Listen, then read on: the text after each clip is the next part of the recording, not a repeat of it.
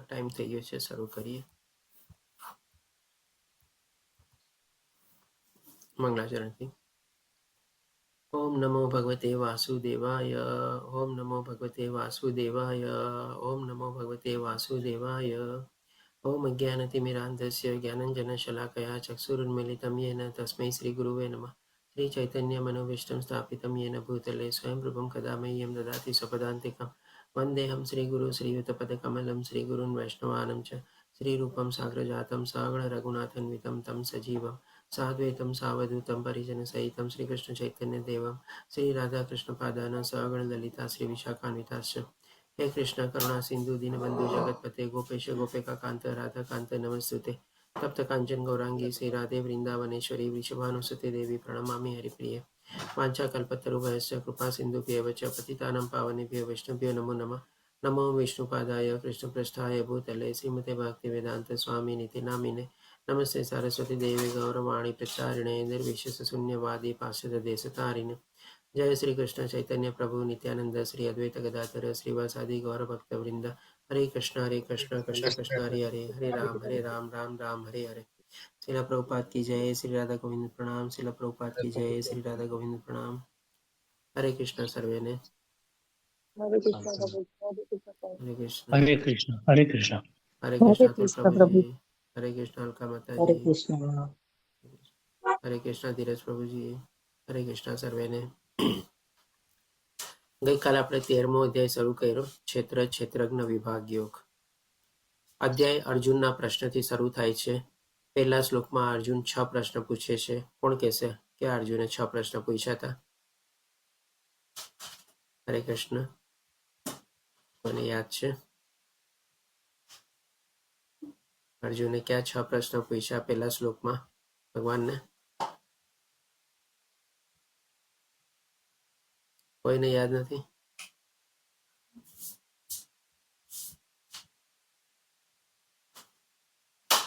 અતુલ પ્રભુજી, ઉર્વી માતાજી, મુકેશ પ્રભુજી, અક્ષય પ્રભુજી જવાબ દેશે હવે કદાચ લાગે છે.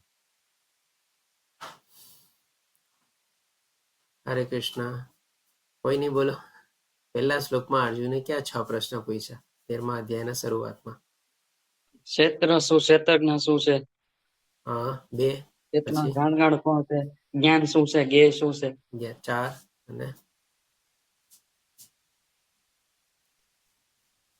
2 પ્રશ્નનો જવાબ આપણે આજે લેવાના બાકી છે. બાકી જો ક્ષેત્ર અને ક્ષેત્રજ્ઞનો ભગવાને જવાબ આપી દીધો, જ્ઞાન અને જ્ઞેયનો જવાબ આપી દીધો, અને 2 ચીજ જે બાકી છે એ બોલો અતુલ અક્ષય પ્રભુજી. પ્રકૃતિ અને પુરુષ. હરે કૃષ્ણ પ્રભુ. પ્રકૃતિ અને પુરુષ. ધન્યવાદ માતાજી. પ્રકૃતિ અને પુરુષ ભગવાન આજે આપણને બતાવશે. તો એના સંદર્ભમાં આપણે આગળ વધતા આજે જોઈએ તો ગઈકાલે આપણે 1 થી 19 શ્લોકમાંથી એટલે કે 4 વિભાગ કવર કર્યા હતા, અને આજે આપણે બાકીના 16 શ્લોક આપણે આજે કવર કરશું. ટોટલ 35 શ્લોક છે. તો જેમ કે પહેલા શ્લોકમાં અર્જુનના જે 6 પ્રશ્ન આવ્યા, પ્રકૃતિ, પુરુષ અથવા તો ભોગતા કોણ છે, પછી ક્ષેત્ર, ક્ષેત્રજ્ઞ અને જ્ઞાન અને જ્ઞેય. તો ક્ષેત્ર અને ક્ષેત્રજ્ઞના સંદર્ભમાં ભગવાને આપણને બતાવ્યું કે ભાઈ આપણું જે શરીર છે એ ક્ષેત્ર છે, અને એ ક્ષેત્રને જાણનારો ક્ષેત્રજ્ઞ કહેવાય છે. અને એક બીજો જાણકાર પણ છે જે બધા શરીરોને જાણે છે, અને એ કોણ છે તો કે પૂર્ણ પુરુષોત્તમ પરમેશ્વર. પછી જ્ઞાન અને જ્ઞેયના સંદર્ભમાં ભગવાને આપણને બતાવ્યું. જ્ઞાનના સંદર્ભમાં ભગવાને આપણને કીધું, પહેલા તો સંક્ષિપ્તમાં કીધું કે આ ક્ષેત્ર ક્ષેત્રજ્ઞનો જે તફાવત જાણી જાય છે એ જ જ્ઞાન છે. પછી ભગવાન આપણને 8, 9, 10, 11 અને 12 5 શ્લોકમાં આપણને 20 ચીજ બતાવે છે અને કહે છે કે એ જ જ્ઞાન છે, એના સિવાય બધું અજ્ઞાન છે. પછી જ્ઞેયના સંદર્ભમાં ભગવાન આપણને બતાવે છે કે પૂર્ણ પુરુષોત્તમ પરમેશ્વરને જાણવા અને એમનું લક્ષ્ય પ્રાપ્ત કરવું એ જ આપણું જ્ઞેય છે. આધ્યાત્મિક જ્ઞાનનું લક્ષ્ય એ જ છે કે ભગવાનના ધામમાં આપણે પહોંચવું. હવે જે 2 પ્રશ્નનો જવાબ બાકી રહ્યો છે, એટલે કે પ્રકૃતિ અને પુરુષ અથવા તો ભોગતા, એનો ભગવાન આપણને આજે જવાબ આપશે. અને એના સંદર્ભમાં તમને ખ્યાલ હોય તો 3જા શ્લોકમાં ભગવાને આપણને પહેલા તો બતાવ્યું હતું કે ક્ષેત્ર અને ક્ષેત્રજ્ઞનો તફાવત શું છે. પછી ભગવાને 4થા શ્લોકમાં આપણને કીધું હતું કે હું બીજી 6 ચીજ તમને બતાવીશ. એ કઈ 6 ચીજ હતી તમને ખ્યાલ છે એમાંથી કોઈને? કે જે આપણે ગઈકાલે લીધેલી હતી એમાંથી પણ હજી 2 ચીજ બાકી હતી, એ પણ આજે ભગવાન આપણને બતાવવાના છે. ભગવાન શું કહે છે કે હવે મારી પાસેથી આ બધી ચીજો વિશે સાંભળ વિગતમાં. તો એ 6 ચીજ કઈ હતી? 4થા શ્લોકમાં ભગવાન આપણને બતાવે છે કે હું એના વિશે તને કહીશ. કર્મક્ષેત્ર અને કર્મક્ષેત્રનું બંધારણ બરાબર. અને એનો ફેરફાર. ફેરફાર અને હજી 3 થયા. ક્યાંથી ઉત્પન્ન થાય છે? હા, ક્યાંથી ઉત્પન્ન થાય છે, બરાબર. 4 અને હજી 2 બીજા છેલ્લા.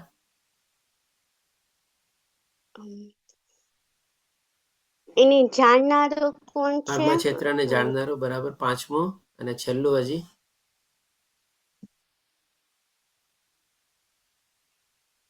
એનો યાદ પ્રભાવ. નથી આવતું. પ્રભાવ. કર્મક્ષેત્રને જાણનારાનો પ્રભાવ કેવી રીતે પડે છે.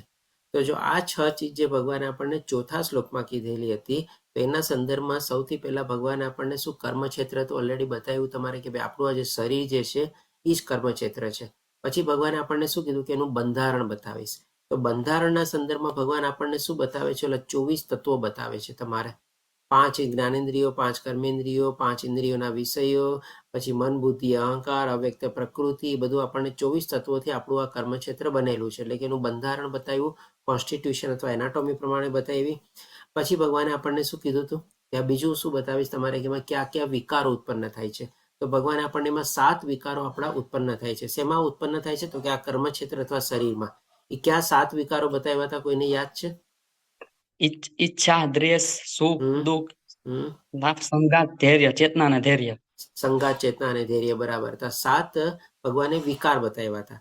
હવે ભગવાને શું કીધું? વિકારો પણ ક્યાંથી ઉત્પન્ન થાય છે એ પણ હું કહીશ તમને. તો એ ભગવાને હજી આપણને બતાવ્યું નથી. એ ભગવાન આપણને આજે બતાવવાના છે, 19 થી લઈને 35મા શ્લોકમાં. પછી ભગવાને આપણને શું કીધું કે ભાઈ ક્ષેત્રને જાણનારો કોણ છે તમારે અને એનો પ્રભાવ કેવો છે.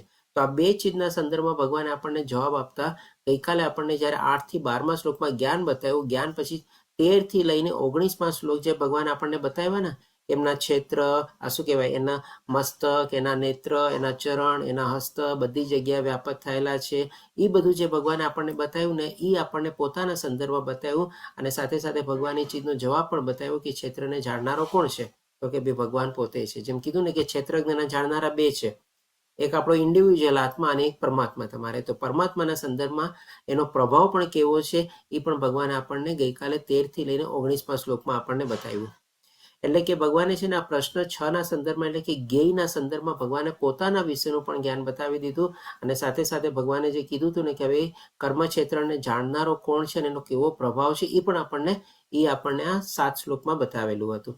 હવે બાકી શું રહ્યું તમારે ખાલી? તો કે બાકી એક જ રીત રહી કે ભાઈ અહીંયા પ્રશ્નો 6 પ્રશ્નોમાંથી પ્રકૃતિ અને પુરુષનો જવાબ બાકી રહ્યો. અને બીજું જે ભગવાન આપણને 6 ચીજ બતાવવાની કીધી હતી એમાંથી એક ચીજ બાકી રહી છે કે ભાઈ આ બધા વિકારો ઉત્પન્ન ક્યાંથી થાય છે. તો એ ભગવાન હવે આપણને આજે બતાવશે. હવે આપણે આગળ વધતા જોઈએ. આ 13મો અધ્યાય છે ને બહુ ટેકનિકલ અધ્યાય છે. આમ જોવા જઈએ ને તો થોડો ઘણો સમજવો છે ને બહુ થોડો મુશ્કેલ લાગે આપણને. પણ જો સરસ રીતે ડિટેલ્ડ એનાલિસિસ કરીને સ્ટેપ બાય સ્ટેપ અને વિગતવાર જો આપણે આગળ વધીએ ને તો બહુ ઇન્ટરેસ્ટિંગ પણ ધ્યેય પણ છે. કારણ કે આમાં શું છે, આપણને આપણા શરીરનું, આપણા ભૌતિક પ્રકૃતિનું એ બધું જ આપણને જ્ઞાન મળે છે કે ભાઈ કેવી રીતે આ બધું શરીરમાં કાર્ય થાય છે આપણે. તો હવે ભગવાન આપણને આજે 20થી શ્લોકમાં આગળ વધતા આપણે જોશું. તો ભગવાન કહે છે કે ભૌતિક પ્રકૃતિ તથા જીવોને અનાદિ સમજવા. તો અહીંયા ભગવાન શેના સંદર્ભમાં જવાબ આપે છે કે ભાઈ પ્રકૃતિ કોણ છે. અર્જુનનો જે પ્રશ્ન હતો ને, પ્રકૃતિ અને પુરુષ, તો એ પ્રકૃતિના સંદર્ભમાં ભગવાન આપે છે કે પ્રકૃતિ, ભૌતિક પ્રકૃતિ અને જીવો એટલે બધા અનાદિ છે. એવું નથી કે આ બધાનું એક એક તારીખમાં અસ્તિત્વ આવેલું છે. જેમ આપણે સાયન્સમાં ઓલું ભણતા તમારે ઇવોલ્યુશન થિયોરી, એમાં આપણને શું કહેવામાં આવેલું હતું, ચાર્લ્સ ડાર્વિનની થિયોરી ને બધું, એમાંથી કે ભાઈ વાંદરાના અથવા તો કોઈ પણ પશુઓના જે હોય એમાં અંગોનો ઓછો વિકાસ થાય અથવા એનો ઓછો વપરાશ થાય એટલે આસ્તે આસ્તે ડિસ્કાર્ડ થઈ જાય તમારે. અને પછી આપણે એ પ્રમાણે માનવમાં બધું નવું નવું બધું આવતું જાય તમારે. એટલે આપણને કહેવામાં આવે છે આપણે બધા વાંદરામાંથી બધા માનવ બનેલા છે. એ રીતે આપણું પરિવર્તન થયેલું છે, ઇવોલ્યુશન થયેલું છે. પણ અહીંયા જો આપણે ભગવદ્ ગીતામાં જે ભગવાન જ્ઞાન આપે છે એના સંદર્ભમાં જો સમજવા જઈએ આપણે, તો આ ભગવાન કહે છે અનાદિ છે. એવું નથી કે આપણે વાંદરામાંથી માણસ બન્યા છે. તો એમાં જો તમારે તો જ્યારે ભગવાન રામ અવતરિત થયા, પ્રગટ થયા, ત્યારે પણ હનુમાનજી હતા અને ત્યારે પણ રામ ભગવાન હતા. તો પછી કેમ એવી રીતે થયું તમારે, જો ઇવોલ્યુશન થિયોરી કામ કરતી હોય તો તમારે. એટલે કે આ બધા 84 લાખ પ્રકારના જે જીવો છે બધા અનાદિ છે, એટલે કે ભાઈ ઘણા વખતથી ચાલ્યા આવે છે. એને કોઈ આપણે સમય કાળ અથવા એ રીતે તારીખ નિર્ધારિત ન કરી શકીએ. આ તારીખમાં આ જીવનું અસ્તિત્વ આવ્યું અને આ તારીખમાં આ જીવો બન્યા અને આ તારીખમાં આ જીવોનું આવી રીતે પરિવર્તન થયું અને આ તારીખમાં આવી રીતે આ જીવો તમારે બધા વયા ગયા, ગાયબ થઈ ગયા. હા, આજે આપણે 84 લાખ યોનિમાંથી બધી યોનિને નથી જાણતા કે નથી આપણને એના વિશે સાંભળ્યું કે નથી આપણે જોયા પણ તમારે, પણ એનો મતલબ નથી કે ભાઈ આ બધી યોનિઓ પહેલા નહોતી, અત્યારે છે, એમાં પ્રમાણે ચેન્જીસ આવ્યો ને બધું અનાદિકાળથી છે, ભગવાન જે પ્રમાણે આપણને કહે છે. અને પછી ભગવાન આપણને બીજી ચીજનો જવાબ આપે છે, જે ગઈકાલે આપણને કીધું હતું ને, 7 વિકારો ક્યાંથી જન્મે છે, 7 વિકારો ક્યાં છે પહેલા આપણને કીધું, અને હવે ક્યાંથી જન્મે છે એનો જવાબ ભગવાન અહીંયા આપણને આપે છે. તો ભગવાન કહે છે કે તેમના વિકાર, તો તેમના વિકાર એટલે કે આપણે ગઈકાલે 7 ચીજ તો સમજી ગયા, શરીરમાં આપણે 7 વિકાર થાય છે, જે પ્રમાણે અક્ષય પ્રભુજીએ કીધું. પછી ઈચ્છા, દ્વેષ, સુખ, દુઃખ, સંઘાત, ચેતના, ધૈર્ય, બધા 7 વિકાર છે. તથા ગુણો, આ ગુણો ક્યાં, તો કે ભૌતિક પ્રકૃતિના જે સતોગુણ, રજોગુણ અને તમોગુણ છે, તમારી પ્રકૃતિજન્ય જાણવા, એટલે કે ભાઈ આ બધું નેચરમાંથી જ, આ પ્રકૃતિમાંથી જે અવ્યક્તના રૂપમાં છે આપણને, એમાંથી જ આ બધું આપણને આવે છે. જેમ આપણે કીધું ને, કાંઈકથી આપણે ઇન્દ્રિયો દ્વારા, બાહ્ય ઇન્દ્રિયો દ્વારા કોઈ ચીજને જોઈએ, કોઈ ચીજને સાંભળીએ, કોઈ ચીજ ખાઈએ, પીએ, કોઈ ચીજ સૂંઘીએ, એટલે પછી આપણી અંદરનું ચિંતન થાય. અને એ ચિંતનના કારણે આપણે અલગ અલગ ચીજોની સાથે સંગાતમાં આવીએ, અથવા તો આપણું ધૈર્ય જાળવીએ, ધૈર્ય ન જાળવીએ, મળીએ તો સુખ થાય, ન મળે તો દુઃખ થાય. એટલે આ બધું સુખ, દુઃખ, સંગાત, ધૈર્ય, આ બધું અલ્ટિમેટલી પ્રકૃતિમાંથી જ આપણે ગ્રહણ કરીએ છીએ. કઈ નવી ચીજ આપણી અંદરથી નથી ઉદ્ભવતી, ઇન્ક્લુડિંગ જે આપણે કહે ને કે ચેતનાના સંદર્ભમાં પ્રેમ, લાગણી. આજે કેમ બધા વ્યક્તિઓ પ્રત્યે આપણને પ્રેમ, લાગણી નથી ઉદ્ભવતો? કોઈક વ્યક્તિને જોતા જ આપણને એને બહુ ગમે, તમારે કોઈક વ્યક્તિને જોતા જ એને આમ કંઈક ને ક્યાંય આકર્ષિત થઈ જઈએ અને આમ કે કુદરતી પ્રેમ આપણને એના ઉપર ઉભરાઈ આવે. અને એ જ વ્યક્તિને આપણે બીજી વખતે ક્યારેક જોઈએ તો આપણો બધો પ્રેમ ગાયબ બી થઈ ગયો હોય તમારે. એટલે કે આ બધું ચીજ છે ને કુદરતી છે, અથવા તો આપણે કહી શકીએ બધું પ્રકૃતિમાંથી છે. કુદરત એટલે કે પ્રકૃતિનો જ એક ભાગ થઈ ગયો નેચર તરીકે. તો એ ભગવાન કહે છે કે ભાઈ એનાથી બધા જન્ય, પ્રકૃતિ જન્ય જાણવા. આના સંદર્ભમાં છે ને આપણે એક બહુ સરસ મજાની આપણે કહીએ ને કે એક સમજણ લેવાની છે કે ઘણીવાર છે ને માણસમાં આપણે જોઈએ છીએ, આપણે એને નથી કહેતા આ માણસ બહુ લાગણીશીલ છે, આ માણસ બહુ કંજૂસ છે, આ માણસ બહુ પ્રેમાળ છે, આ માણસ બહુ ઢીલો છે, આ માણસ બહુ આવી રીતે છે તમારે. તો આ બધું શું છે તમારે? આ બધા તમે એના ગુણો વર્ણવો, ક્યારેક તમારે કમીઓ વર્ણવો, કે કોઈક એના કોઈક સારા લક્ષણો તમે વર્ણવો. આ બધું માણસમાં છે ને કહી શકીએ ને કે ભાઈ આ બધું ત્રિગુણી માયાના પ્રભાવ હેઠળ છે ને આ બધું આવે છે. કોઈ ચીજ એક્સિડન્ટલી નથી થતી, કોઈ ચીજ આકસ્મિક રીતે નથી થતી. આપણે ઘણીવાર આપણે કહીએ ને કે ભાઈ માણસનો જે નેચર હોય ને, તમારે આખી જિંદગી તમારે છે ને એનો ન બદલાવી શકીએ આપણે. એટલા જ માટે કહે છે ને કે પ્રાણ અને પ્રકૃતિ સાથે જાય. થોડું ઘણું આપણે ક્યારેક ક્યારેક આપણામાં પરિવર્તન લાવીએ છીએ, લાવવા માટે કોશિશ કરીએ છીએ, તો એ પણ છે ને ગુણોનો પ્રભાવ જ છે આપણા ઉપર. આપણે ક્યારેક બહુ ત્રિગુણી માયાના પ્રભાવ એટલે કે તમોગુણના પ્રભાવ હેઠળ હોઈએ તો એવા ખોટા વિચારો આવે, ખોટા કામ કરીએ કે કંઈક થાય તમારે. પછી જેમ જેમ આ પરથી આપણને જ્ઞાન મળે અથવા તો આપણી સમજણ કેળવીએ, આપણી બુદ્ધિને વિકસાવીએ, તો ફરીથી થોડા થોડા આપણે સતોગુણમાં વધારે પ્રસ્થાપિત થઈએ. આપણને પોતાને લાગે મેં જે ત્યારે એ વખતે જે કર્યું હતું ને ખોટું કર્યું તમારે. આપણને પોતાને પસ્તાવો થાય તમારે. આ બધા અલ્ટિમેટલી તો બધા વિકાર જ છે ને આમ જોવા જાવ તો. હું તો કહું કે સારી ચીજ થાય કે ખરાબ ચીજ છે, બધું ભગવાને તો કીધું કે વિકાર જ છે આપણે. અને વિકાર એટલે કે શું? એક જાતનું કેમિકલ કોમ્પોઝિશન આપણે તમારે, અથવા તો આપણી બધું જે રિએક્શન થતું એ બધું એ પ્રમાણે. અને બધું વિકાર બધું ભૌતિક જ છે. આપણે આધ્યાત્મિક તો કોઈ છે જ નહીં વિકાર, કારણ કે શરીરની સાથે જે કાંઈ પણ સંકળાયેલું હોય એ બધું વિકાર ભૌતિક જ આપણે કહી શકીએ. તો આ રીતે ભગવાન આપણને કહે છે કે આ બધું પ્રકૃતિજન્ય છે. આના ઉપર હજી થોડી ઘણી આપણે ઊંડી ચર્ચા કરીએ ને તો ઘણી લગભગ અડધી પોણી કલાક આપણે ચર્ચા કરી શકીએ, પણ આપણી પાસે એટલો સમય તો નથી. પણ ટૂંકમાં કહેવાનો તાત્પર્ય એ છે કે આ બધું ચીજ આપણે ત્રિગુણી માયામાંથી જ ઉદ્ભવે છે આપણી અંદર. પછી ભગવાન આપણને 21મા શ્લોકમાં બતાવે છે કે પ્રકૃતિ સર્વ ભૌતિક કારણો તથા તેના કાર્યોનો હેતુ કહેવાય છે. તો આ પ્રકૃતિ કેવી રીતે આપણા ઉપર પ્રભાવ પાડે છે, અથવા તો કર્મક્ષેત્ર જે જાણનારો છે તમારે, એ ભગવાન આપણને ગઈકાલે બતાવી દીધું. અને આ પ્રકૃતિ જે છે એ પણ ભગવાનની શક્તિ છે. તો એ શક્તિ દ્વારા પણ આપણા ઉપર કેવી રીતે પ્રભાવ પડે છે એ પણ ભગવાન હવે આપણને બતાવે છે. જેમ કે ઓલા 6 ચીજોમાં હતી ને, કર્મક્ષેત્રને જાણનારો કોણ છે અને એનો પ્રભાવ કેવો પડે છે. થોડું ઘણું ભગવાન આપણને ગઈકાલે 13 થી 19 શ્લોકમાં બતાવ્યું, પણ હજી એવો ડિટેલમાં આપણને ભગવાન કન્ટિન્યુટી રાખે છે કે બે આ જે ત્રિગુણી માયા જે છે અથવા તો ભૌતિક પ્રકૃતિ છે એ પણ ભગવાન કહે છે કે ભૌતિક કારણો તથા કાર્યોનો હેતુ કહેવાય છે.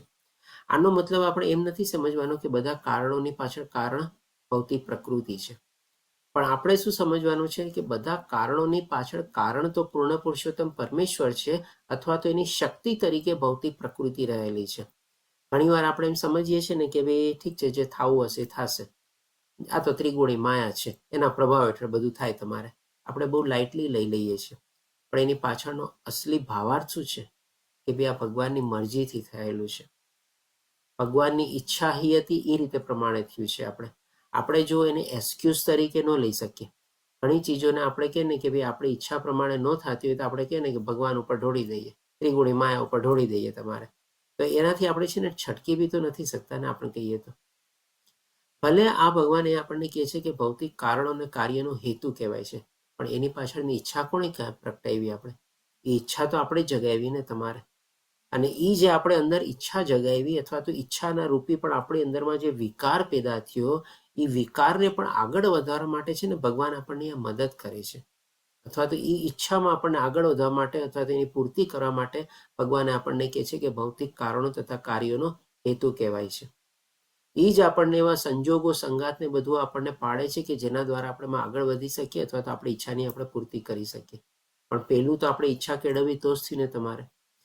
એટલે કે કહી શકીએ કે ભાઈ આ બધાનું કારણ ભલે ભગવાન કહે છે ત્રિગુણી માયા છે, ભૌતિક પ્રકૃતિ રહેલી છે, પણ એની પાછળ પણ જો આપણે કહે ને તો આપણે જે ઈચ્છાઓ છે ને ભગવાને જે આપણને સ્વતંત્રતા આપેલી છે ઈચ્છારૂપી, એ સ્વતંત્રતાનો આપણે દુરુપયોગ કરેલો હોય છે તમારે.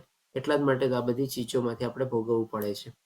પછી એટલા માટે ભગવાન કહે છે અને જીવ આ જગતમાંના વિવિધ સુખો તથા દુઃખો ભોગવવાનું કારણ બને છે. કેટલું સ્પષ્ટ રીતે સરસ રીતે અહીંયા ભગવાન આપણને બતાવ્યું, સમજાવવાની કોશિશ કરે છે. બોલો, આપણે સમજીએ છીએ કે આ બધું જે સુખ દુઃખ આવે છે તમારે, એ બધું આપણે શરીર દ્વારા તો ભોગવીએ છીએ તમારે, પણ આપણી અંદર રહેલી જે આત્મા છે ને, એ આત્મા પણ એક અંશમાં રીતે થોડે ઘણે અંશે એનાથી અલિપ્ત તો છે જ તમારે, બધા સુખ દુઃખના કારણોથી બધા તે, પણ એણે પણ શું છે આપણા શરીરના મૃત્યુ પછી પણ એને કારણ શરીર દ્વારા બધા જે પાપ કર્મોને બધા જે કર્યા હશે એ તો ભોગવવા પડે ને તમારે, કારણ કે આપણી આત્મા તો બધે સાથે જ આવવાની છે. ભલે ત્યારે આપણને એક પ્રકારનું એવું શરીર આપવામાં આવશે કે જે પ્રમાણે આપણે નરક યાત્રામાંથી પસાર થશું ત્યારે એ બધી યાતનાઓ આપણે ભોગવી શકશું તમારે. અને અથવા તો સુખ હશે તો ચાલો બધા એવા દિવ્ય ઉચ્ચતર ગ્રહોમાં જાશું ને ત્યાં બધા આપણે સુખો ભોગવશું, ત્યારે પણ આપણી આત્મા તો આપણી સાથે જ રહેવાની છે. એટલા માટે અહીંયા કારણ કે ભૌતિક શરીર આપણી સાથે નહીં રહે, ત્યારે એક આપણને બીજા પ્રકારનું કારણ શરીર આપવામાં આવશે, અને કારણ શરીર દ્વારા ભૌતિક પ્રકૃતિના સંદર્ભમાં ભગવાન આપણને સમજાવે છે કે ભાઈ બધાનો હેતુ તો છે, અને જે બધા પાપ કર્મો કર્યા હોય કે જે સારા કર્મો કર્યા હોય એ બધા પછી આપણે આગળ જઈને જ્યારે ભોગવીએ છીએ ત્યારે પણ આપણો જે જીવાત્મા જે છે આપણી સાથે રહેલો હોય છે. એટલા માટે ભગવાન એ બતાવે છે કે દુઃખો ભોગવવાનું કારણ કહેવાય છે. પછી એ ભગવાન આપણને 22મા શ્લોકમાં બતાવે છે કે આ પ્રમાણે જીવ પ્રકૃતિના 3 ગુણોને ભોગવતો પ્રકૃતિમય જીવન જીવે છે. એટલે આપણી અંદર જે રહેલી આત્મા જે છે, જે કાંઈ સારા કર્મો કરશું, ખરાબ કર્મો કરશું, જે ગુણોનો પ્રભાવ હશે, જેવી ઈચ્છાઓ કેળવી હશે, જેવા વિકારો આપણી બધા અંદર જન્મશે તમારે, એ બધા પ્રમાણે આપણે અલગ અલગ યોનિમાંથી આપણે પસાર થઈએ છીએ. અને પ્રકૃતિમય જીવન જીવે છે એટલે કે શું ભાઈ, જે પ્રમાણે ભગવાન આપણને શરીર પાર આપે તમારે એ પ્રમાણે આપણે એવી યોનિમાંથી પસાર થઈએ છીએ. અને એના કારણે ભગવાન કહે છે આ તેના ભૌતિક પ્રકૃતિના સાથેના સંગને કારણે થાય છે. કારણ કે આપણે જે ઈચ્છાઓ કેળવી, એ ઈચ્છાઓ પણ શેના કારણે કેળવી આપણે? તો કે ભાઈ ત્રિગુણી માયાના પ્રભાવ હેઠળ. સતોગુણનો પ્રભાવ વધારે છે, રજોગુણનો પ્રભાવ વધારે છે કે તમોગુણનો પ્રભાવ વધારે છે, એ પ્રમાણે આપણે એવી ઈચ્છાઓ કેળવી. એ ઈચ્છાઓ કેળવી એટલે પછી ભૌતિક આપણા અંદર પરમાત્મા અને આત્મા બંને રહેલા છે, પરમાત્માને ખબર પડી આવી ઈચ્છા કેળવી છે, એમાં આગળ વધવા માંગે છે. ચાલો, ભૌતિક પ્રકૃતિને એને હુકમ આપ્યો કે તમે એની આજુબાજુ સંજોગો ને વસ્તુ ને પરિસ્થિતિ ને એવો ઘડો કે જેથી કરીને એમાં આગળ વધે. અને ભગવાન આપણી ઈચ્છા પૂરી કરાવી. અને આપણી ઈચ્છા માટે આપણે કરેલું હતું, ઇન્દ્રિય તૃપ્તિ શરીર સુખ માટે કરેલું હતું, એટલે એ ઈચ્છાથી આપણે બંધાઈ ગયા. એ જે કર્મ કર્યા હશે એને પ્રાપ્ત કરવા માટે એમાં પણ કંઈક ને કંઈક દોષ રહેલા હશે, તો એ દોષથી પણ આપણે બંધાઈ ગયા તમારે. અને પછી આખું જીવન જે પ્રમાણે આપણે જીવવા અને જેવા પ્રમાણે આપણી ઈચ્છાઓ ધરાવી હશે એવા પ્રમાણે ફરીથી પાછું ભગવાન આપણને શરીર આપશે. એટલા માટે ભગવાન કહે છે એ રીતે વિભિન્ન યોનિઓમાં ઇષ્ટ અને અનિષ્ટ પ્રાપ્ત કર્યા કરે છે. ઇષ્ટ અને અનિષ્ટ એટલે કે બી સારું અથવા ખરાબ, ઉચ્ચતર યોની અથવા તો નીચલી યોની. તમારે અલગ અલગ યોનીમાં આપણી ઈચ્છા, આપણા ગુણો અથવા તો આપણા કર્મો પ્રમાણે આપણે બધું એમાંથી પસાર થતા રહીએ છીએ, 84 લાખ પ્રકારની યોનીઓમાંથી. હવે ભગવાન આપણને 23મા શ્લોકમાં કહે છે છતાં આ દેહમાં એક અન્ય દિવ્ય ભોગતા છે. આ ભગવાન હવે શેના સંદર્ભમાં બતાવે છે કે જે અર્જુનનો પ્રશ્ન હતો ને, પ્રકૃતિ અને પુરુષ, તો પ્રકૃતિના સંદર્ભમાં ભગવાને બતાવી દીધું. કેવી રીતે આપણા ઉપર પ્રભાવ પાડે છે એ ભગવાને બતાવી દીધું. કેવી રીતે આપણા ઉપર બધા ચીજોમાં આપણને સહાયરૂપ થાય છે, મદદરૂપ થાય છે, એના કારણોના કારણ તરીકે ભગવાને આપણને બતાવી દીધું. હવે ભગવાન પરમાત્મા તરફ પાછા જાય છે અને ભોગતા માટે આપણને બતાવે છે, કારણ કે અર્જુનનો પ્રશ્ન હતો કે પુરુષ અને ભોગતા કોણ છે. તો એ ભગવાન કહે છે કે દિવ્ય ભોગતા કહે છે જે ઈશ્વર અથવા તો સર્વોપરી સ્વામી છે. ભગવાન જ બધી ચીજના ભોગતા છે. આપણે જે ભગવાન માટે યજ્ઞ કરશું ને એના ભોગતા પણ ભગવાન જ છે. અને આ ચીજ ભગવાન આપણને 5મા અધ્યાયના 29મા શ્લોકમાં પણ કીધેલી હતી. ભોગતારામ યજ્ઞ તપાસમ સર્વલોક મહેશ્વરમ એ વાળા શ્લોકમાં. અને સાક્ષી તથા અનુમતિ આપનાર તરીકે હાજર રહે છે. એટલે કે આ ભગવાન શેના સંદર્ભમાં બતાવે છે? ભગવાને ગઈકાલે આપણને જે 6 ચીજ કવર કરી હતી ને, એડિશનલ 6 ચીજ, કે ભાઈ કર્મક્ષેત્રને જાણનારો કોણ છે અને કર્મક્ષેત્રનો પ્રભાવ કેવો છે. તો કર્મક્ષેત્રના જાણનારાના સંદર્ભમાં ભગવાન આપણને ગઈકાલે 13 થી 19મા શ્લોકમાં બતાવ્યું, અને એના પ્રભાવના સંદર્ભમાં થોડું ઘણું બતાવ્યું હતું, અને હજી થોડું ઘણું આપણને અહીંયા આ શ્લોકમાં પણ બતાવે છે. તો શું બતાવતા ભગવાન કહે છે કે ભાઈ તે સાક્ષી તથા અનુમતિ આપનાર તરીકે હાજર રહે છે. સાક્ષી કોણ? એટલે કે પૂર્ણ પુરુષોત્તમ પરમેશ્વર. આપણે જ્યારે ઈચ્છાઓ કેળવીએ છીએ, ઈચ્છા પણ ભગવાનને ખબર છે. આપણે કહીએ છીએ ને, ભગવાનને મારે કહેવાની શું જરૂર છે, ભગવાન તો મારા હૃદયમાં બેઠેલા છે, એને બધું ખબર છે, એને બધું જાણે છે. તો આવી ભાવના અથવા તો આવી અનુભૂતિ ક્યારે આવે? જ્યારે આપણે એને કે ભગવાનની સાથે સંલગ્ન હોઈએ ત્યારે. નહીં તો શું આપણે ભગવાન પાસે કંઈક ને કંઈક માગવા કરવા જઈએ તમારે, તો ભગવાનની એવી ઈચ્છાઓ પણ આપણે પૂરી પાડવાના જ છે. પણ એ બધી ઈચ્છાઓ આપણને પૂરી પાડીને આપણે કહી શકીએ કે જન્મ મૃત્યુ જરા વ્યાધિના ચક્રમાં જ આપણે ફસાતા જઈએ છીએ. તો ભગવાન સાક્ષી છે, તો ભગવાનને સાક્ષી રૂપે આપણે કેમ એવી રીતે ઉપયોગ ન કરીએ આધ્યાત્મિક માર્ગમાં આગળ વધવા માટે? આપણે આધ્યાત્મિક માર્ગમાં આગળ વધવાની કોઈ ઈચ્છા ધરાવી, કોઈ મનોબળ કર્યો, કોઈ દ્રઢ નિશ્ચય કર્યો, આગળ વધ્યા તો બરાબર છે, નો વધ્યા તો ભગવાનને આપણે કે ને આપણી સાક્ષી તરીકે બેઠેલા છે એની પાસે જવાનું ને આપણે કે ભગવાન તું તો બેઠેલો છે, મેં આવો નિર્ણય કરેલો તો મારી ઈચ્છા પૂરી હતી, પણ હું કેમ આગળ નથી વધી શકતો? ભગવાન પાસે આપણે જઈને અફસોસ તો વ્યક્ત કરી શકીએ છીએ ને કે ભગવાન મને મારી આ ઈચ્છામાં તું આગળ વધાર, તમારે મારી આંગળી પકડ, મને દોરવણી આપ, મને માર્ગદર્શન આપ. કારણ કે સાક્ષી તરીકે બેઠેલા જ છે. એટલે કે સાક્ષી તરીકે બેઠેલા છે તો આપણે એનો સારો ઉપયોગ કરવાનો છે. કહીએ ને આપણે જો કંઈક માગણી કરવા ત્યારે ભગવાનને તો બધું ખબર છે, મને શું જોવે છે અને શું નથી જોતો. હા ભાઈ, ભગવાનને ખબર છે બધું, પણ એ બધી માગણી કરવામાં તને કોઈ ફાયદો નથી. એના કરતાં તારા આધ્યાત્મિક માર્ગમાં બેઠેલા છે ભગવાન તારી અંદર, તો જે કાંઈ નથી થતું એના માટે તું ભગવાન પાસે જઈને તું વાત કર ને. આજે આપણે ઘણીવાર શું છે, ક્યારેક આપણે આપણા મા બાપ પાસે જઈને બેસીએ, તમારે સમયગાળો થોડો કાઢીએ આપણે તમારે, અને ત્યારે આપણે શું કરતા હોઈએ? તમારે આપણી બધી જે જૂની વાતો હોય ને, આ રીતે આમ કર્યું ને, ઓલાએ આમ કર્યું ને, આવી રીતે આમ થયું ને, તેમ થયું ને, તમારે એવી જ બધી જો આપણે વાતો કરવા બેસતા હોઈએ તમારે, તો ઘણીવાર છે ને આપણા મા બાપ પણ આપણને શું કે આના કરતાં તો નો આવતો હોય ને, નો વાતો કરતો હોય ને તો સારું તમારે. તો પછી શું ફાયદો તમારે? પણ આપણે આપણા મા બાપ પાસે જઈને બેસીએ અને કહીએ કે ભાઈ મને જીવનમાં આ રીતે મારી તકલીફો છે, મને તમે માર્ગદર્શન આપો, મને તમે જ્ઞાન આપો, મને તમે દોરવણી કરો. વડીલોને કેવું ગમે તમારે? પણ આપણે જઈને વડીલ પાસે કહીએ, હું તો નાનો હતો ત્યારે તમે મારા માટે શું કર્યું? કાંઈ નહોતું કર્યું, મેં તો આટલું બધું આમ કર્યું, તેમ કર્યું. ઉલટાને એને જો આપણે કોસતા હોઈએ તમારે, તો પછી કોને ગમે તમારે? કોઈ ન ગમે ને તમારે. એની બદલે આપણે એની પાસે જઈને કહીએ કે હા, મને તમે આવી રીતે જો, આ મારી લાઈફમાં હું આવી રીતે આમ પાછો પડું છું, આવી રીતે મારી લાઈફમાં મેં ભૂલો કરેલી છે, હવે આગળ ભૂલો ન થાય એના માટે મારે શું તકેદારી લેવાની, શું સાવચેતી લેવાનું, એ બધી રીતે જો આપણે સાક્ષી તરીકે ભગવાનનો ઉપયોગ કરીએ તો ભગવાનને કેટલું ગમે તમારે? તો ભગવાન સાથે અહીંયા આપણને ઈચ્છે છે ને, તથા અનુમતિ આપનાર તરીકે હાજર રહે છે. અનુમતિ ભગવાન શેની આપે છે? જો આપણે માગણી કરવા ગયા તો ભગવાન એ પણ પૂરી કરવાના છે, તો ભગવાન એ પ્રમાણે અનુમતિ આપશે. પણ જો આપણે ભગવાનના ભક્ત તરીકે જઈએ અને ભગવાન પાસે આવી રીતે આપણે કોઈક નો ચીજ કરી શકાય એના માટે અફસોસ વ્યક્ત કરીએ, પસ્તાવો કરીએ, અથવા તો કોઈ ભગવાનની કહે ને કે ભગવાન કહે છે મારા ભક્તોની બધી જરૂરિયાત પૂરી કરું છું અને એને રક્ષણ પ્રાપ્ત કરાવું છું. તો હવે આધ્યાત્મિક કોઈક આપણે ઈચ્છા પ્રગટ કરીએ કે ભગવાન મારી આ ઈચ્છા છે, જો તારી ઈચ્છા હોય તો મને એમાં આગળ વધાર ને. આપણે ભગવાનની સાથે કહે ને કે સંબંધ બાંધવાનો છે તમારે. તો ભગવાન કહે છે ને હું પણ એને અનુમતિ આપું છું ને અનુમતિ તરીકે હાજર રહે છે. આના સંદર્ભમાં આપણે હજી એક દાખલો લેવો હોય, ક્યારેક આપણે નોકર અને માલિક હોય તમારે.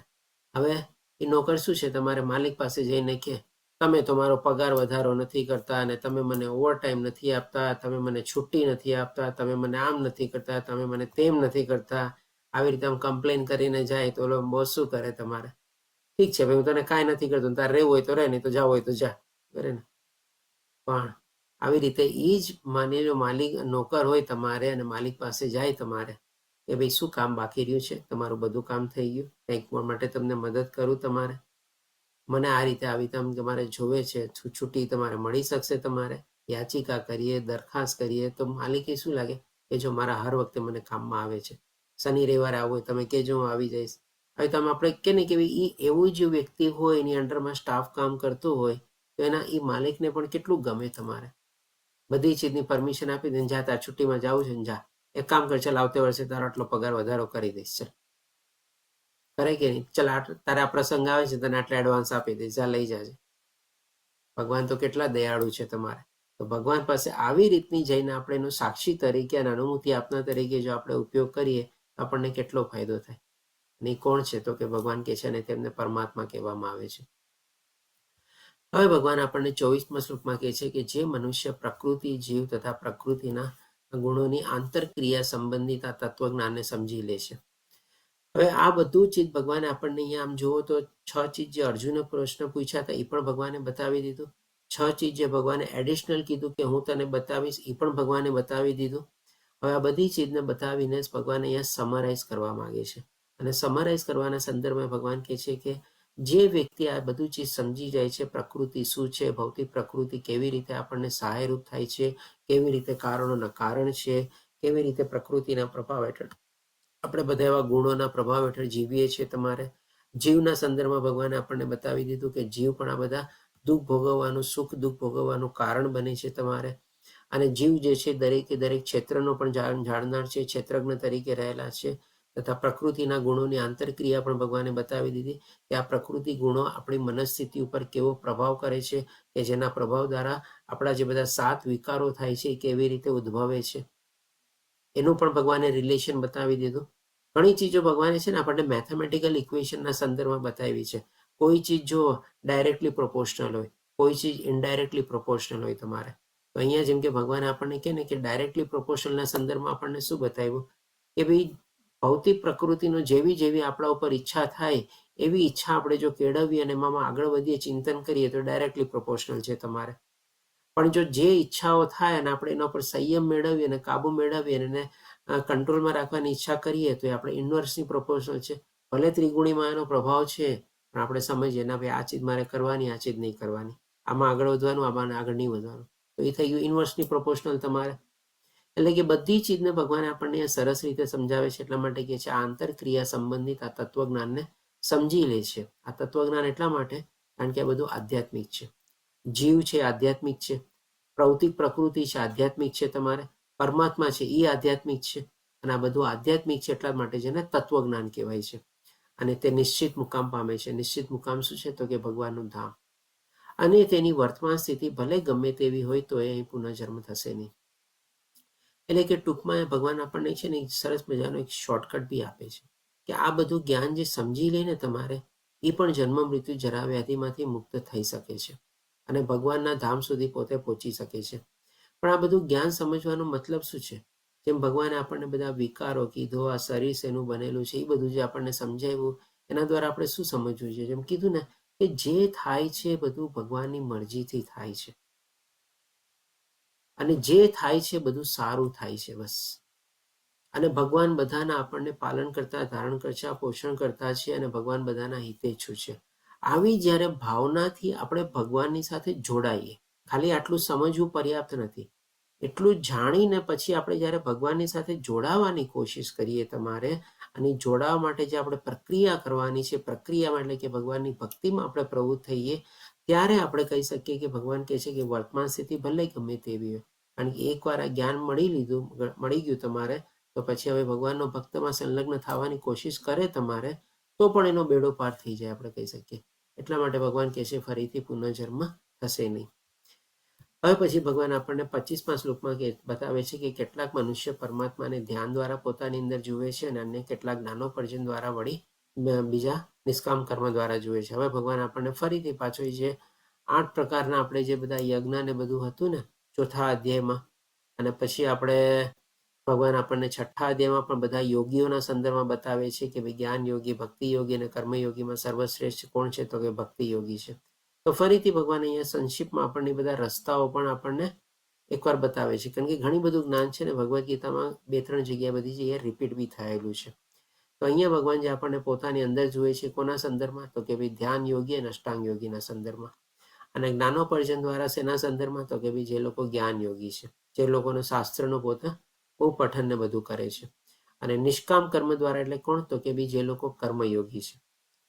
હજી આપણે કહી શકીએ કે આ 25મા શ્લોકમાં ભગવાન આપણને ભક્તિ યોગી માટે બહુ ડિટેલમાં નથી બતાવતા, કારણ કે આ ત્રણેય યોગીને ભગવાન એક સાથે સાંકળી લે છે. પછી આગળ વધતા આપણને ભગવાન કહે છે 26મા શ્લોકમાં એ અહીંયા આવે છે ભક્તિ યોગીના સંદર્ભમાં. તો એવા માટે ભગવાન કહે છે વળી એવા લોકો છે કે જેઓ આધ્યાત્મિક જ્ઞાનના જાણકાર હોતા નથી પણ અન્ય લોકો પાસેથી પરમ પુરુષ વિશે શ્રવણ કરી તેમની ઉપાસના કરવા લાગે છે. ફરીથી અહીંયા ભગવાન આપણને શ્રવણ કરવાનું અથવા તો સાંભળવાનું મહત્વ આપણને યાદ કરાવે છે. ભગવદ્ ગીતામાં 2 થી 3 જગ્યાએ ભગવાન આપણને સાંભળવા ઉપર અથવા તો શ્રવણ કરવા ઉપર બહુ સારો ભાર મૂકીને આપણને બતાવેલું છે. અને કલયુગમાં આપણે કહી શકીએ ને કે આ જેટલું આપણે સાંભળશું ને એટલી જ આપણી ઇન્દ્રિયો પણ શુદ્ધ થશે, મન શુદ્ધ થશે અને આત્મશુદ્ધિ પ્રત્યે આપણે વધારે ને વધારે આગળ વધશું આપણે. એટલે જ આપણે કહી શકીએ કે આપણી સાથે ત્યારે ઘણા બધા એવા પાર્ટિસિપન્ટ છે જે કન્ટિન્યુઅસલી રિપીટર તરીકે જોડાયેલા રહે છે. હવે થોડાક વખત પછી કદાચ 60મો બેચ કમ્પ્લીટ થશે, મારા ખ્યાલથી થોડોક બ્રેક હશે આપણે, અને પછી પાછો લેવલ 1 ટુ લેવલ 2 ક્લાસીસ કેટલા રેગ્યુલર ચાલે છે એ ખબર નથી, કારણ કે હવે થોડોક આપણે જે ભક્તિ પરીક્ષા છે એના ઉપર આપણે થોડો ભાર આપવાનો છે. અને એ બધી ભક્તિ પરીક્ષાના ફિઝિકલ એટલે કે ભાઈ મળીને આ બધું આપણે ઓનલાઈન થાય છે, ત્યાં બધા એ સર્કલ ઉપર આપણે વધારે ભાર આપીને એ પ્રમાણે આપણે આગળ વધવાની પ્રક્રિયામાં આગળ વધવાનું છે. તો કદાચ આ ઓનલાઈન ક્લાસીસ વચ્ચે હવે થોડો ગેપ બી થઈ જાય, અને જેમ દર મહિને પહેલા લેવલ 1ના ક્લાસ થતા હતા, કદાચ લેવલ 1ના દર મહિને ક્લાસ ન પણ થાય, હોઈ શકે મહિનામાં 2-4 વાર કે 6 વાર થાય, અથવા તો ઓલ્ટરનેટ મંથ કે ક્વાર્ટરમાં એકવાર એવી રીતે કાંઈ પણ થાય તમારે. પણ આ કે ને કે ભાઈ આના ઉપર સાંભળવા વિશે બહુ મહત્વ આપેલું છે ભગવદ્ ગીતાના જ્ઞાન ઉપર. અને કલયુગમાં આપણે જેટલું સાંભળશું ને એટલું આપણને વધારે ને વધારે ફાયદો થશે.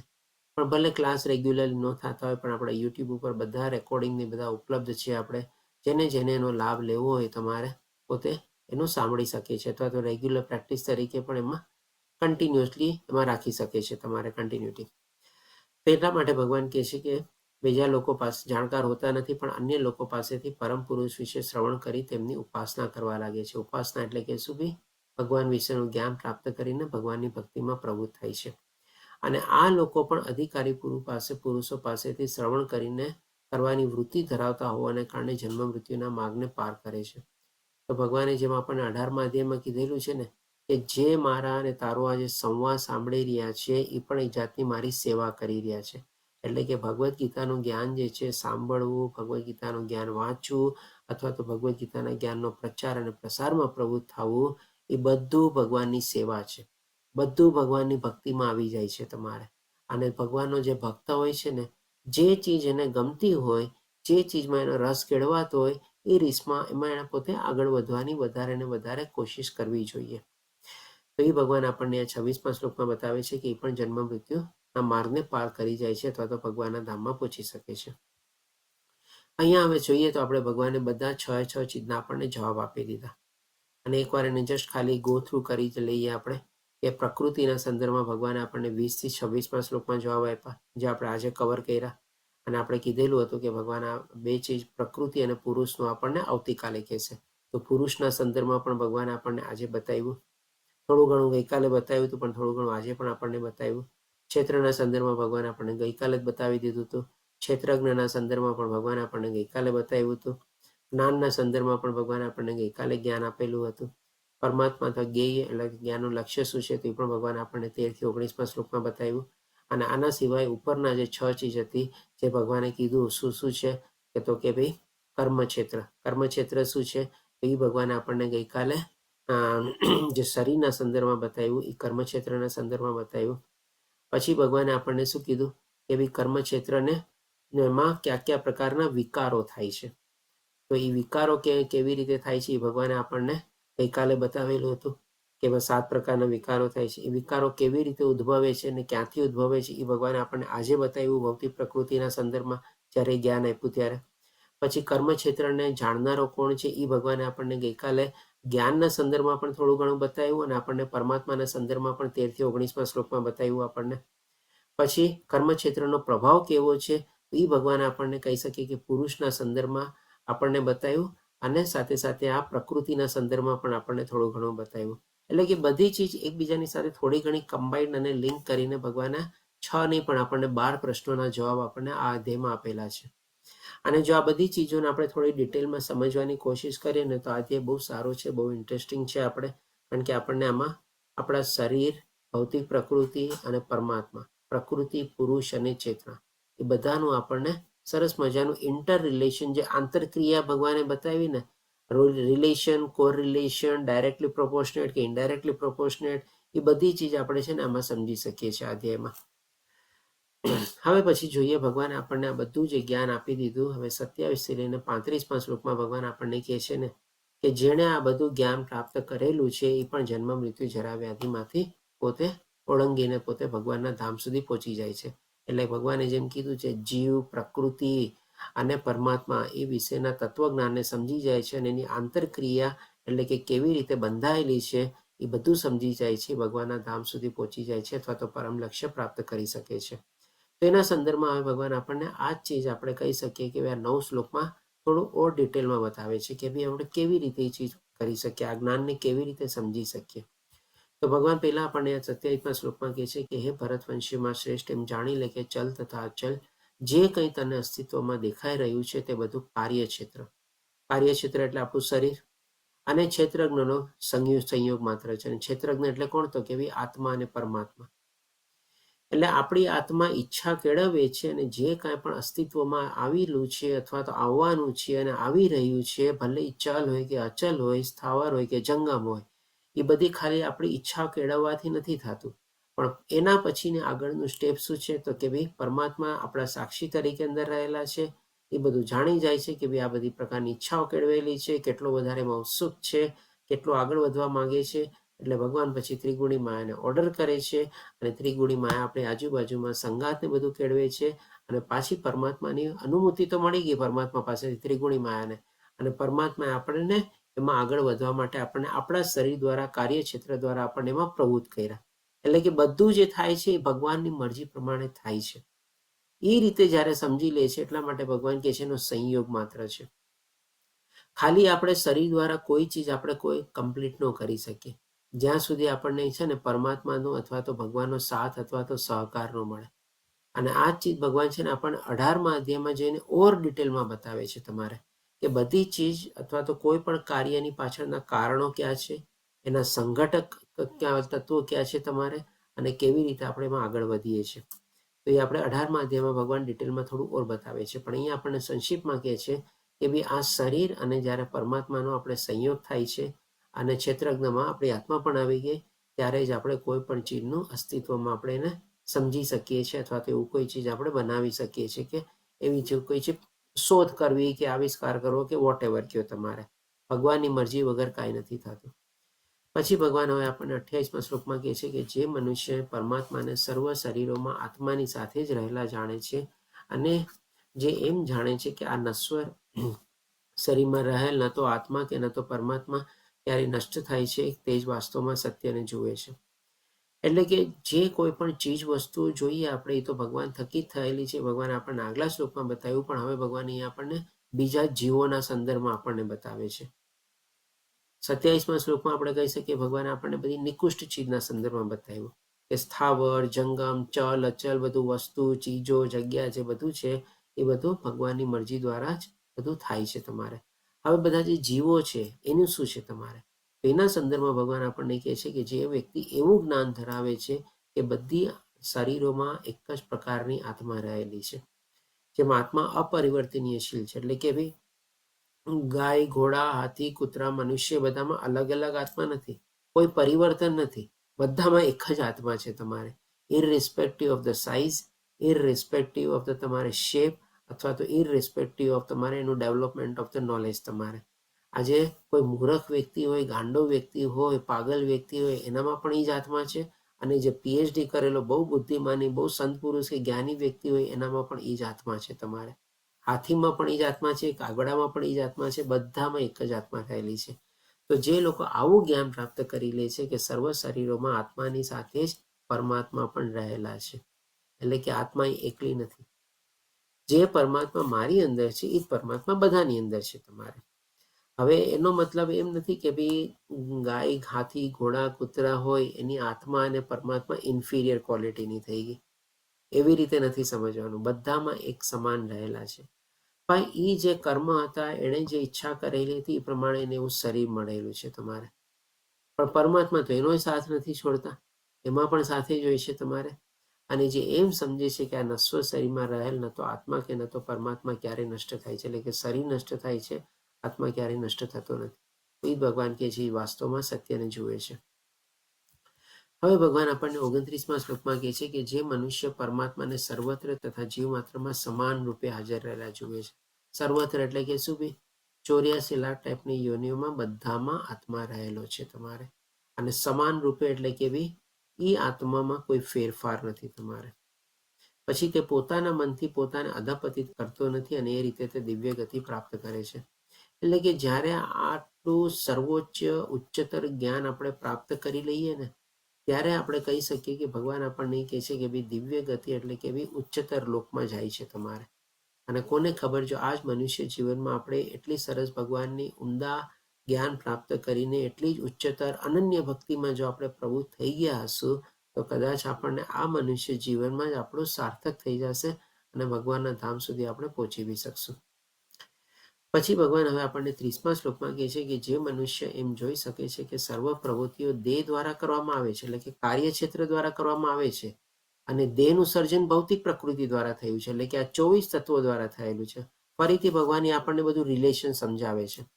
તેમજ એમ પણ જુએ છે કે આત્મા કશું કરતો નથી, કારણ કે ભગવાને શું કીધું, આ બધું એના બધાને પાછળનું કારણ કોણ છે? તો કે ભાઈ આ ભૌતિક પ્રકૃતિ છે.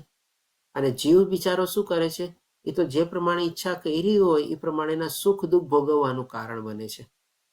એ ઈચ્છાનું કારણ આપણી અંદર રહેલી આત્મા જે છે ને એ ઈચ્છાનું કારણ નથી બનતી. ઈચ્છાનું કારણ આપણે પોતે સ્વતંત્ર રીતે કેળવીએ છીએ ભૌતિક પ્રકૃતિના પ્રભાવ હેઠળ. અને એ જ ભૌતિક પ્રકૃતિ પાછા આપણને ઈચ્છા પૂરી પાડવામાં મદદ કરે છે. અને પછી બિચારી આત્મા શું થાય છે? તો કે ભાઈ જેવી ઈચ્છા આપણે કેળવી હશે, જેવા કર્મો કર્યા હશે, એના પ્રમાણે સુખ દુઃખ ભોગવવાનું કારણ બને છે. તો આમ તમે જોવા જઈએ તો આપણી જે આત્મા જે છે અનાદિ છે અને ઘણા અલગ અલગ શરીરમાંથી પસાર થયેલી આવી છે. પણ આપણી અંદર જે રહેલું મન જે છે એ જેવું આ ભૌતિક પ્રકૃતિના સંસર્ગમાં આવે છે તમારે, ત્યારે એ આત્મા આપણે આવૃત થઈ જાય છે. અને એ આવૃત થવાના કારણે કે ભગવાનની સાથેનો પોતાનો સંબંધ ભૂલી જાય છે. અને ત્રિગુણી માયાના પ્રભાવ હેઠળ આપણું આ શરીર દ્વારા, મન, બુદ્ધિ, અહંકાર દ્વારા આપણે આપણું જીવન જીવીએ છીએ તમારે. બિચારી આત્મા એકદમ ચૂપચાપ બેઠી હોય છે તમારે. અને પછી જ્યારે આ શરીરનું જ્યારે નાશ પામે છે, દેહ થાય છે, ત્યારે બિચારી આત્માને શું કરવું પડે છે તમારે? એ બધું ભોગવવું પડે છે. કે જે આપણે ઈચ્છાઓ કરી, જેવા કર્મો કર્યા, અથવા તો જેવા ગુણોના પ્રભાવમાં રહ્યા તમારે. તો એ ભગવાને આપણને બતાવે છે કે દેહનું સર્જન ભૌતિક પ્રકૃતિ દ્વારા, એટલે કે 24 તત્વો દ્વારા થયું છે. તેમજ એમ પણ જુએ છે કે આત્મા કશું કરતો નથી અને તે જ ખરેખર સત્ય જુએ છે. આત્મા કે એકદમ ન્યુટ્રલ છે તમારે. એનું કામ તો શું છે કે ભાઈ ભગવાન જે પ્રમાણેનું શરીર આપે એ પ્રમાણે શરીરની સાથે સાથે એને બધી આત્માને બધી યાત્રાઓ કરવી પડે છે. શરીરો બદલાવી રાખવા પડે છે તમારે. આત્મા તો સત્યચિત્ત આનંદરૂપી છે. એ તો ઉલટાનું રાહ જોતું હોય છે કે ક્યારે એવું શરીર પ્રાપ્ત થાય અને ક્યારે એવી એને મન, બુદ્ધિ અને ચેતના જાગૃત થાય કે આધ્યાત્મિક જ્ઞાન તરફ આગળ વધે. અને આ જે આત્મા જે અંદર રહેલી છે, જે ભગવાનના ધામથી વિખૂટી પડેલી છે, ફરીથી એ જ શરીર ક્ષેત્ર દ્વારા એને પાછું ભગવાનના ધામમાં જઈને આંગળી પકડીને એને પહોંચાડી દે તમારે. આત્મા તો એવા શરીરની, એવા બુદ્ધિની, એવા જ્ઞાનની એની રાહ જોતું હોય છે તમારે. બાકી આત્મા કોઈ ચીજ કાંઈ કરતું નથી તમારે. તો એ ભગવાન કહે છે કે તે ખરેખર સત્ય જુએ છે. પછી ભગવાન આપણને 31મા શ્લોકમાં કહે છે કે જ્યારે વિવેકી મનુષ્ય, વિવેકી કોણ કહેવાય? જેણે આધ્યાત્મિક જ્ઞાન કેળવેલું છે નહીં. તમને ખ્યાલ હોય તો ગઈકાલે આપણે જ્યારે 8 થી લઈને 12 શ્લોક કવર કરતા તેમાં જ્યારે ભગવાન આપણને 20 સિદ્ધ બતાવે છે કે આ જ જ્ઞાન છે, આના સિવાય બધું અજ્ઞાન છે, એમાં આપણે વિનમ્ર આવતું હતું ને, વિનમ્ર, વિવેક, ડેફિનેટલી આ જ આપણું વિવેક છે. આપણે એટલે જે વિવેક, જ્યારે વિવેકી મનુષ્ય વિભિન્ન ભૌતિક શરીરોના લીધે વિભિન્ન સ્વરૂપોને જોવાનું બંધ કરી દે છે. હવે બાહ્ય શરીર છે ભાઈ, અમે ગમે તે જે પ્રમાણે એની ઈચ્છા અને કર્મો કર્યા હશે એ પ્રમાણે ભગવાન એને શરીર આપેલું છે, પણ એની અંદર રહેલી આત્મા તો એક જ છે ને, સમાન રૂપે રહેલી છે, અપરિવર્તનીય રીતે રહેલી છે. અને જીવો કેવી રીતે સર્વત્ર વિસ્તરેલ છે, એટલે શું કામ એવી રીતે વિસ્તરે છે, શું કામ અલગ અલગ શરીરો મળે છે ને? કારણ કે એના ઈચ્છા અને ગુણો પ્રમાણે મળે છે. તો કે એ જુએ છે ત્યારે તે બ્રહ્મ જ્ઞાન પામે છે. એટલે કે ઘણીવાર આપણે જોઈએ ને કે પ્રાણીઓને જોઈએ, પશુઓને જોઈએ, કોઈક નીચલી વ્યક્તિને જોઈએ, કોઈ મૂર્ખ વ્યક્તિને જોઈએ, કોઈક ઓછી ઓળખ વ્યક્તિને જોઈએ, આપણે જે બધો ભેદભાવ સમજીએ છીએ ને કે ભાઈ આ તો આમ તુચ્છ છે, આ તો નીચલા વર્ગનો છે, આ તો આવી રીતે છે. ભાઈ એ જે શરીર મળેલું છે ને, જે ખાલી બાહ્ય દેખાવ જે છે, ભલે પશુનું કે શરીર કાંઈ પણ રહ્યું તમારે, એના માટે એની અંદર રહેલી આત્મા જે છે ને એ કારણરૂપ નથી. એની અંદર રહેલી આત્મા તો છે ને સંપૂર્ણ રીતે સ્વતંત્ર છે અને અલિપ્ત છે. આપણે પણ ખાલી શરીર સાથે જોડાયેલી છે અથવા તો શરીર દ્વારા અલગ અલગ યાત્રાઓમાંથી પસાર થાય છે. એટલા માટે ક્યારેક આપણે સમજી લઈએ છીએ કે ભાઈ આ વ્યક્તિ આમ ને આવી રીતે, આમ ને આ પશુ આમ ને એવી રીતે, પણ આપણે આત્માના દર્શન કરવા જોઈએ, એ આત્માને નિહાળવી જોઈએ કે ભાઈ એની અંદર રહેલી આત્મા તો અલિપ્ત છે ને, એ તો કેવી સચ્ચિદાનંદ રૂપ સ્વરૂપ છે, તમારે સતચિત આનંદ સ્વરૂપ છે. તો એ જ ભગવાન કહે છે કે આ બ્રહ્મ જ્ઞાન છે. આપણે પછી ભગવાન કહે છે આ બધી સ્થિતિ પામવી છે ને બહુ ડિફિકલ્ટ છે. આપણે જેટલો પ્રયાસ કરીએ, જેટલું સાંભળવા અને જેટલું એમાં આગળ વધવાની કોશિશ કરીએ ને, ઓટોમેટિકલી ભગવાનની આપણા ઉપર કૃપા થાય છે અને આપણે એમાં આગળ વધી શકીએ છીએ. તો 32મા શ્લોકમાં કહે છે કે શાશ્વત દ્રષ્ટિવાળા મનુષ્ય જોઈ શકે છે કે અવિનાશી આત્મા દિવ્ય, શાશ્વત તથા પ્રકૃતિના ગુણોથી પર છે. શાશ્વત દ્રષ્ટિ એટલે કે શું? જે સંપૂર્ણ જીવન કે ને કે પોતાના જીવન દરમિયાન આ જ્ઞાનમાં પ્રસ્થાપિત હોય છે, કાં તો પ્રસ્થાપિત થવાની કોશિશ કરે છે અથવા તો પોતે પ્રયત્ન કરે છે. એટલા માટે ભગવાન કહે છે કે આ શાશ્વત દ્રષ્ટિવાળા મનુષ્ય છે. કારણ કે એની દ્રષ્ટિ ક્યાં હોય છે તમારે કે ભાઈ હવે તમારે ભગવાનના ધામમાં જવું છે, હવે મારે જન્મ મૃત્યુ જરા વ્યાધિમાં ફસાવું નથી તમારે. એટલે કે એને આપણે કહી શકીએ કે ઇનડાયરેક્ટલી એની પણ જે જોવાની દ્રષ્ટિ છે અથવા તો એની જે દ્રષ્ટિકોણ થઈ ગયો છે, એનું જે એટીટ્યુડ છે લાઈફમાં, એ આખો અલગ લેવલ ઉપર તમારે પહોંચી જાય છે. અને એ ભગવાન કહે છે કે અવિનાશી આત્મા દિવ્ય, શાશ્વત તથા પ્રકૃતિના બધા ગુણોથી પર છે. એનું વિચારવાનું આખું અલગ જ હોય તમારે, કાર્ય કરવાની પદ્ધતિ અને શૈલી પણ આખીની અલગ જ હોય તમારે. એ બધી જગ્યાએ તમારે છે ને ભગવાનને સાથે રાખીને જોડીને ચાલતો હોય, અને જે થાય ને બધું બરાબર થાય છે. બસ ઘણી વાર લોકો છે ને આપણને એમ કોઈ ચીજ બહુ ન ગમતી હોય અથવા તો ન સારી થતી હોય ને, ઘણા લોકો કે ને આ ચીજ જો તો આમ ન થવી જોઈએ, આ ચીજ બહુ ખોટી થઈ રહી છે તમારે. આપણને એમ લાગે કે આ માણસ જો તો કેટલું બધું ઊંડું જ્ઞાન ધરાવે છે, કેટલો દયાળુ છે, કેટલું મનમાં એને લાગણી છે, પ્રેમ છે, બધા પ્રત્યે એને આટલું સરસ દુઃખ થાય છે, બધું થાય છે. પણ એ આમ રીતે જોવા જઈએ ને તો એ બધું ભૌતિક થયું ને. એ જે ખરાબ થઈ રહ્યું છે એ જોઈ રહ્યું છે તમારે. એની જે ઉચ્ચ દ્રષ્ટિઓને જે કેળવવી જોઈએ તમારે, આધ્યાત્મિક જ્ઞાન અને આધ્યાત્મિક દ્રષ્ટિ જે કેળવવી જોઈએ કે ભાઈ જે થાય છે બધું ભગવાનની મરજીથી થાય છે તમારે, અને બધું સારું જ થાય છે તમારે. આવો કેને કહેવાતો પ્રેમ, લાગણી અને જે વ્યક્ત થાય છે એનો કોઈ મતલબ નથી તમારે. જ્યાં સુધી આધ્યાત્મિક જ્ઞાનમાં આપણે આગળ વધીએ ને ત્યારે એવી દ્રષ્ટિ જ્યારે આપણે કેળવીએ ને, ઠીક છે, ઇટ્સ ઓકે, બધું બરાબર છે, બધું ભગવાનની મરજીથી જ છે, બસ બધું સારું જ થાય છે તમારે. બસ તો આપણે કહી શકીએ કે ભાઈ એણે ઉચ્ચતર જ્ઞાન પ્રાપ્ત કરેલું છે. એટલા માટે ભગવાન કહે છે કે હે અર્જુન, ભૌતિક શરીર સાથે સંપર્ક હોવા છતાં આત્મા કશું કરતો નથી કે તેનાથી લિપ્ત થતો નથી. એટલે કે ખાલી ભૌતિક ઘટના ઉપર જોવે, તમારે ભૌતિક પરિસ્થિતિ ઉપર જોવે અને એને જોઈને તમારે કમેન્ટ પાસ કરે કે એને જોઈને પોતાની વ્યથા વર્ણવે, દુઃખ વર્ણવે, લાગણી વર્ણવે, પ્રેમ વર્ણવે, એ બધું શું તમારે ખાલી ભૌતિક બાહ્ય જોઈને જ ને તમારે. એની અંદરનું જે તત્વ જે છે એસેન્સ છે એ તો એને જોયું જ નહીં ને. એટલા માટે ભગવાન કહે છે કે ભાઈ આ શરીર ભૌતિક પ્રકૃતિ શરીર સંપર્ક હોવા છતાં આત્મા કશું કરતું નથી ને તેનાથી લિપ્ત પણ થતું નથી. તો પછી આપણે કહેવાતું પણ લિપ્ત શું કામે થવું જોઈએ? ઘણી વાર કહીએ ને આપણને તણાઈ જઈએ છીએ, આપણે વહી જઈએ છીએ એમાં તમારે, ઓહો જો તો કેટલું ખોટું થઈ ગયું, આમ નહોતું થવું જોતું, આ વ્યક્તિ સાથે આમ નહોતું થવું જોતું તમારે. અરે છે ભાઈ, કઈ કોની ખબર તો ક્યાં જન્મની કઈ લેણા દેવી થઈ તમારે, ક્યાં જન્મની કઈ ઓલાદ સાથે સંબંધી બંધાયેલા હોય ને ક્યાં જન્મથી કોનું એકબીજાનું આપણને સાટું વાળવાનું છે આપણને પોતાને કાંઈ ખબર નથી તમારે. તો ભાઈ શું કામ આપણને કોઈ કહેવાનો અધિકાર જ નથી કે આ સાચું થયું કે ખોટું થયું કે આની યાર આમ થયું કે તેમ થયું. ઠીક છે ભાઈ, હરિની મરજી તમારે, બસ એવી ભાવના જ્યારે કેળવીએ ને ત્યારે આપણે ઉચ્ચતર જ્ઞાનમાં પ્રસ્થાપિત થયેલા કહેવાઈએ. તો હવે ભગવાન આપણને 33મા શ્લોકમાં કહે છે, આકાશ જો કે સર્વવ્યાપી છે છતાં પોતાની સૂક્ષ્મ પ્રકૃતિના કારણે એ કોઈ પણ વસ્તુથી લિપ્ત થતું નથી. કેવી સરસ મજાની કમ્પેરિઝન આપે છે, કેટલી ઉચ્ચતર કમ્પેરિઝન આપે છે, કેટલી વિશાળ કમ્પેરિઝન આપે છે, વિચારો તમે. તો આવી જ ઉચ્ચતર જ્ઞાન, આવું જ ઉચ્ચતર કે ને કે ભાઈ આપણી અનુભૂતિ અને આવી જ વિશાળ અનુભૂતિ જો આપણે આપણી અંદર કેળવીએ તમારે કે ભાઈ જે થાય છે બધું ભગવાનની મરજીથી થાય છે, તો પછી જેમ ભગવાને કહે છે ને કે કોઈ પણ વસ્તુથી લિપ્ત થતું નથી, એટલે કે કોઈ ચીજથી આપણે બંધાઈએ નહીં, તમારે કહેવાનો મતલબ એ છે. અને એવી જ રીતે ભગવાન એ જ કમ્પેરિઝન આપીને કહે છે કે બ્રહ્મ દ્રષ્ટિમાં સ્થિત આત્મા, એટલે કે એટલું ઉચ્ચતર જ્ઞાન, એટલું ઉચ્ચતર તત્વજ્ઞાન, એટલું ઉચ્ચતર આધ્યાત્મિક જ્ઞાન, એટલું ઉચ્ચતર બ્રહ્મ જ્ઞાનમાં જ્યારે આપણે આપણી અનુભૂતિની સાથે જીવીએ છીએ તમારે, ત્યારે આપણે કહી શકીએ ને દ્રષ્ટિ, ભગવાન એને બ્રહ્મ દ્રષ્ટિ તરીકે વર્ણવે છે. એટલે કે આપણે કહી શકીએ આપણી જે ઇન્દ્રિયો છે ને બધી પણ દિવ્ય થઈ જાય છે. ત્યારે ભગવાન કહે છે કે આત્મા શરીરમાં અવસ્થિત હોવા છતાં પણ શરીરથી લિપ્ત થતો નથી.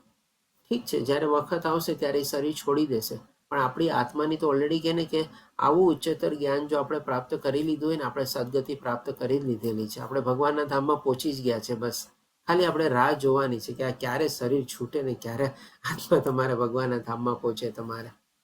પણ એવી દ્રષ્ટિ, એવી અનુભૂતિ, એવું જ્ઞાન, એવી રીતે આપણે એમાં જીવનશૈલીમાં આપણે પ્રવૃત્ત થવાનું છે તમારે, તો ભગવાન કહે છે કે ભાઈ શરીરથી લિપ્ત થતો નથી. એટલે ભગવાન હવે આપણને 34મા શ્લોકમાં કહે છે કે હે ભારત, જેવી રીતે એકલો સૂર્ય આ સમગ્ર બ્રહ્માંડને પ્રકાશિત કરે છે, તેવી રીતે શરીરમાં રહેલો એક આત્મા સમગ્ર શરીરને ચેતનાથી પ્રકાશિત કરે છે. આ બધું જ્ઞાન ક્યાંથી આપણને મળે છે? તો કે ભગવાન દ્વારા જ આપણને પ્રાપ્ત થાય છે. તો ભગવાન અહીંયા આપણી અંદર રહેલા ક્ષેત્ર અને ક્ષેત્રજ્ઞ જે રહેલા છે તમારે, એ કેટલું દિવ્ય છે, કેટલું પ્રકાશમય છે, કેટલું જ્ઞાનમય છે, એના સંદર્ભમાં આપણને સૂર્યની અને બ્રહ્માંડની કમ્પેરિઝન આપીને પણ ભગવાન બતાવે છે કે ભાઈ જે એક જ સૂર્ય જે છે આખા બ્રહ્માંડને પ્રકાશિત કરે છે. એટલે કે ને કે ભાઈ બધા તારાઓ, નક્ષત્રો, ગ્રહમંડળો બધામાં જો સોર્સ ઓફ એનર્જી હોય તો એકમાત્ર સૂર્ય છે તમારે. સૂર્યનારાયણ છે, સૂર્યદેવ છે, જે કંઈ પણ આપણે કહીએ તમારે, જેમના 7 ઘોડાવાળા રથ છે અને એક પૈડાનો રથ ઉપર આપણો રથ ચાલે છે તમારે, અરુણ એમના સારથી છે તમારે. તો આ જે સૂર્ય જે છે એ બધા બ્રહ્માંડોને પ્રકાશ આપે છે. તો આપણી અંદર રહેલો એ એક આત્મા જે છે તમારે, એ જ આપણને આ સમગ્ર શરીરને ચેતનાથી પ્રકાશિત કરે છે, એટલે કે શું જ્ઞાનથી પ્રકાશિત કરે છે.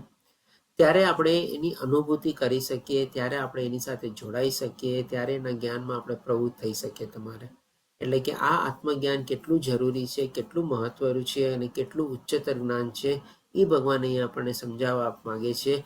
અને એ ભગવાન કહે છે કે ભાઈ આ શરીરમાં રહેલો આત્મા જે છે એ જ આપણને આ બધું પ્રકાશિત થઈને આપણને પૂરું પાડે છે.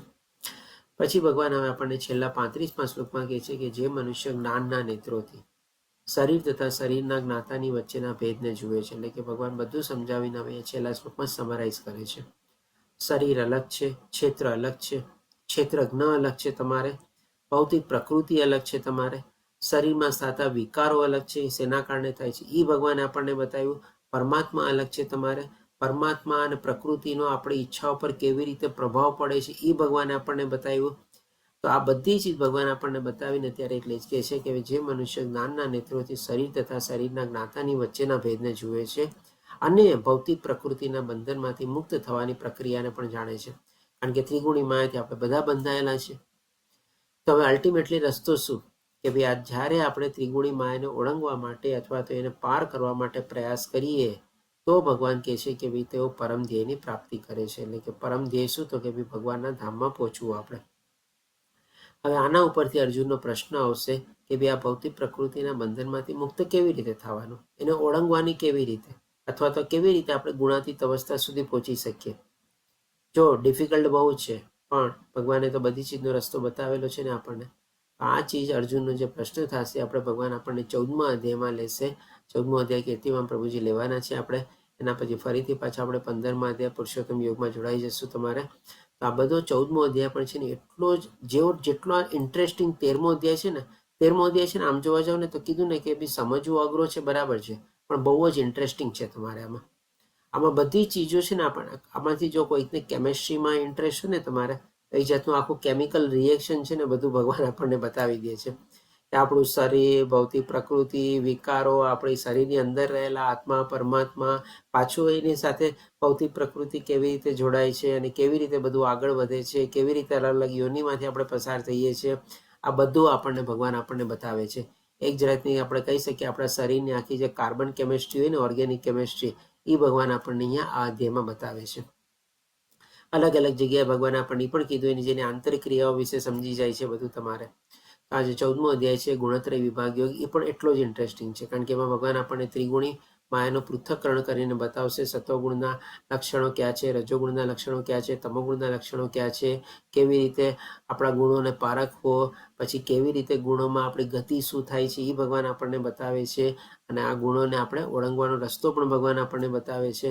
બહુ જ અગત્યનો અધ્યાય છે 14મો અધ્યાય, ત્રિગુણી માયા એટલે તો ગુણત્રય વિભાગ્યો. તો આ રીતે આપણો એ 13મો અધ્યાય પણ કમ્પ્લીટ થાય છે. પાંચા કલ્પતરુભ્યશ્ચ કૃપા સિંધુભ્યેવ ચ પતિતાનાં પાવનેભ્યો વૈષ્ણવભ્યો નમો નમઃ. હરે કૃષ્ણ કૃષ્ણ કૃષ્ણ હરે હરે, હરે રામ રામ રામ હરે હરે. શ્રીલ પ્રભુપાદ કી જય. શ્રી રાધા ગોવિંદ પ્રણામ. તો કોઈ પ્રશ્ન હોય તો લઈ શકીએ છીએ આપણે. સુરેશ પ્રભુજીએ લિંક મૂકી દીધી છે, બધાને વિનંતી એટેન્ડન્સ ભરી દે. ઓકે, કોઈને કોઈ પ્રશ્ન? દીપિકા માતાજી, મનીષા માતાજી, રેખા માતાજી, અતુલ પ્રભુજી, શશી માતાજી.